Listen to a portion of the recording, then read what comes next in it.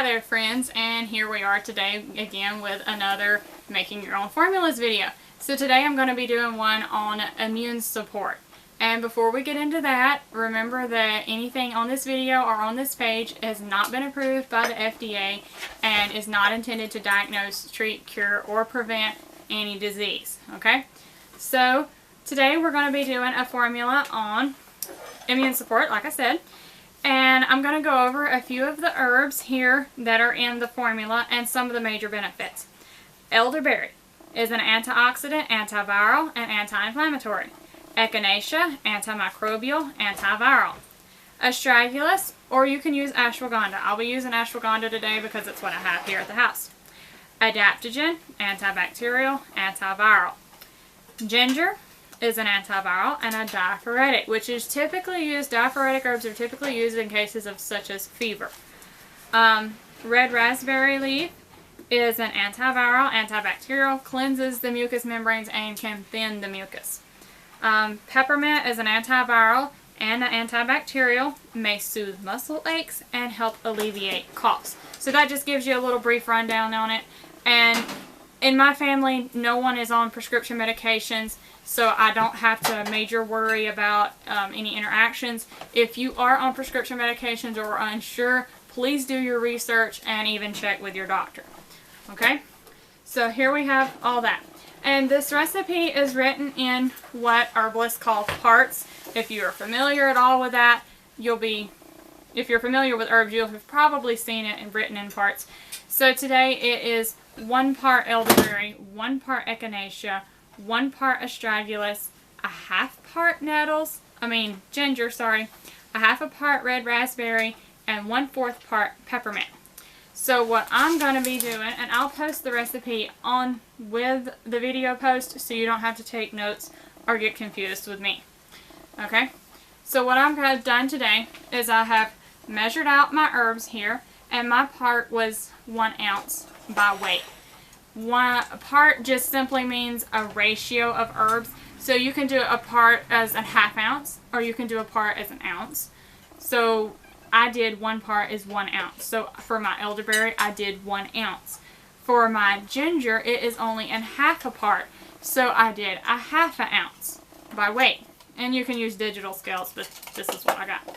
If you do not have scales at all, or choose not to use them, you can do it with your regular volume measuring spoons. The downside to this is sometimes you don't get as good a ratio because things such as barks, roots, and berries, seeds, all that stuff, weigh more in a smaller volume than, say, your red raspberry leaf. It is very fluffy. You can see in the jar there, it's really fluffy.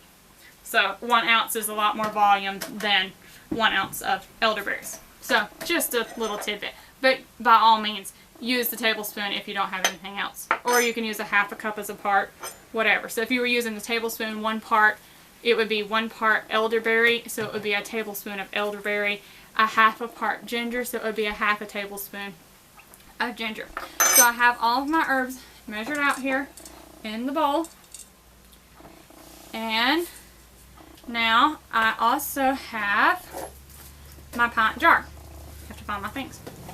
So what I'm going to do is I'm going to make a little glycerite extract, and I'm going to measure out 1 ounce of this herbal mixture that I have blended together here. Alright, so you can see hopefully what I have left there. And this is 1 ounce of the blend. Okay, so I'm going to put it in my jar, and for every ounce of herb or herb blend, I use 1 cup of solvent, which today we're going to be using glycerin. So for glycerin, to make a full cup, you use 3 parts of it glycerin and 1/4 part water. So I have here 3/4 of a cup of food grade glycerin and 1/4 cup of purified water. Or if you're comfortable with it, use tap water, go ahead. And when you put the two together, they separate similar to oil and water kind of idea, but you stir them up real good and they'll turn clear again. So you're good to go. So you want to pour that over your herb. Make sure there. And they'll float. You can take it and stir it down here. And it's all good and wet. And it'll soak up more because those are dehydrated herbs. It will soak up more as it goes. And your options are, they sell the little plastic storage lids, or you can recycle and save your mayonnaise lids. You can put those on there and give it a good shake, or you can use your 2-piece canning lids. Either one works. I use both. So you put it on there, and then you want to label it. You can come up with your own name for this. You could call it Immune Blast or whatever you want to call it. You could come up with your own name, or you can just label it with the herbs that are in it, and always, always date it. Okay? That is very important. So we use this obviously for colds, flus, things like that. Best taken at the very first sign. I have personally used up to 1 teaspoon every hour at the first sign of illness. And yes, that was the train in the background, sorry. But anyway, so we have, after it sets, I usually take about 1 teaspoon every hour when I need it. Also, when you set this in your pantry, you need to let it set for about 6 to 8 weeks. 6 weeks being my minimum, 8 weeks being my preference. And then I strain it through usually an old clean handkerchief. I bought an extra pack of handkerchiefs and I set those aside just for straining things like this. Alright, so that's that. And if you have any questions or if I forgot to cover something, please drop it in the comments below and I'll be sure to help you.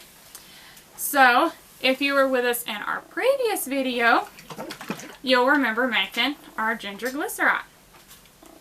So this is what it's looking like right now. You can tell it's getting a pretty good color there. It's smelling really good too. I'm not going to open it because I always make a mess. But it's smelling really good. Ginger glycerine will be slightly spicy. Ginger has, glycerin has a somewhat sweet flavor. So a lot of people complain about the spiciness of ginger, so the glycerin will help modify that. Great for stomach aches, and of course it is good for colds and flus as well, as we just learned. This is the Immune Blast formula that we just made that I've had setting for a few weeks, and you can see it's getting pretty dark. And also you can see how the herbs have swollen up. And I just shook this just before I started the video, so they're all kind of mixed up. But after it sits for a day, it'll separate and you'll see a layer of glycerin water on the bottom. That's okay. You just want to shake it 3 to 4 times a week while it's setting for the 6 to 8 weeks in your pantry. Another option, if you do not have glycerin or choose not to use glycerin, is raw, unfiltered apple cider vinegar. So then you would just use your 1 ounce of herb mix, and you would just measure out 1 cup of your raw, unfiltered vinegar and pour over it, let it set for the 6 to 8 weeks, and use it just like you would glycerin. The downfall to that is some people don't care for the taste of the vinegar, but I do make some in vinegar as well. Glycerin is my preferred for the taste. Okay, one last thing before we're through here is a lot of people have asked me, okay, so here is an extract formula. How do I make a tea formula? Guess what? They're the same thing. So, you can take one of these little gadgets here, and, or if you don't have one of those little gadgets, just boil your water in your pot and put your loose herb in there, and then you can strain it with one of these little gadgets. It's either one. I like these sometimes because I'm too lazy to strain it out. But anyway, for an immune support, I like to do 2 teaspoons. Typically, most tea herb blends use 1 teaspoon per cup of tea. When you're doing something for medicinal purposes, as long as you're okay with the herbs and it is safe to do so with that herb, I like to double the dose. Do your research, but for me, this one works. So, we have 2 teaspoons in our little tea ball here. This tea ball has seen many a cups of tea. And then you can hang your little chain on your cup there. And I have my hot water here. and pour it over. The trick to making a good medicinal tea that many people miss, and this is just something I make do with, I don't know if there's anything special out there or not, but is to cover it. There are volatile oils in those herbs that will escape on the steam, but if you cover it, those volatile oils will stay inside and you will be able to actually consume that, and they are very high in the medicinal properties. So you cover it, and I prefer to let the medicinal teas steep for 30 minutes to 1 hour. And if you want to, you can also make them in bulk. I'm not going to make an extra bulk one, but you would make it in bulk, and you would put 4 tablespoons of your herb mix in your jar for a quart. This is a quart jar. 4 tablespoons in a quart, and then fill it the rest of the way up with boiled water. You want it to be boiled water, hot, and then put your 2-piece lid on it and let it set for the 30 minutes to an hour. At the end of that 30 minutes to an hour, ever how long you let it set, then you would just simply strain it into another jar, and you can warm that up on the stove and drink as you need it. Please don't warm it up in the microwave. The radiation in the microwave will kill a lot of your beneficial benefits in the herb. So just take the time to heat it up on the stove. It doesn't take very long, and even when you're sick, you can usually make yourself do it. So I mean, that is an option, but that way you don't have to make it. If you're wanting to drink tea every 2 hours, then you don't have to make a cup every 2 hours. If you know, it makes it a lot simpler. I have made it by the half gallon for our family, anything like that, but just keep it 4 tablespoons of herb per quart of boiled water, and that has worked wonders for us. So I hope you have enjoyed today's video, and I hope you'll be back to visit us some more. And always remember, drop your comments below. I love to hear from you. Thanks. Bye.